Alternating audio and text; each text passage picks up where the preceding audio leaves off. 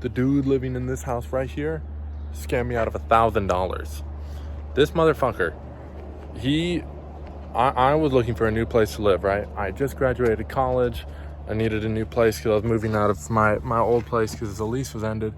And I wasn't even trying to live in this house, man. I was looking at two different places. This place, when I checked it out, it gave me kind of like weird vibes. I don't know. I could just like something just seemed like kind of off. I was like, I don't really want to live here. But then I decided to live in a different place, right? And so then I was like, okay, guy of the other place, I want to live with you. And he's like, okay, bet, send me $1,000 deposit or whatever. And I'm like, okay, cool, I'll do that. And so then I send it, and then I realized it was actually the wrong dude. I was trying to live somewhere else, but I sent it to the dude that lived here. So, kind of on me too. I was in a rush. I was homefully insecure. What is it called when you don't have a place to live?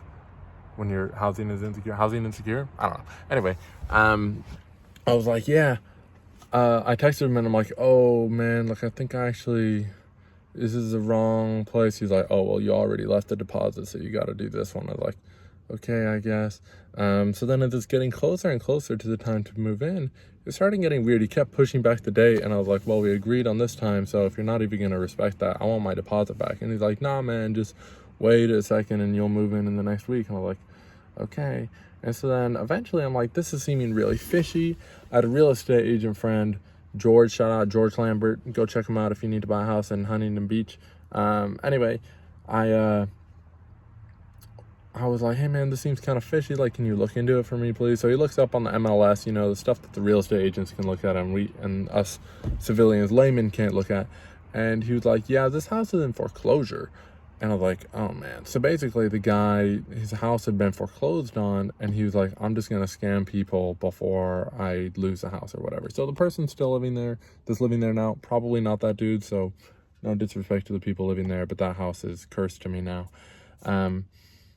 And anyway, so I'm like, okay, man, I know that this is a scam. Can I please have my money back? And he's like, nah, bro, like, good luck or whatever. So I go to the police, right? I call up Irvine PD, a private police force, by the way, super weird. And they go with me to the door, and the guy doesn't show up, and they can't help me because it's a civil dispute. So they're like, well, you can take it to civil court, but that costs a few $100s. So that's going to cost a few $100, hours of my time to get back the $1,000, which is like a month rent for me, man.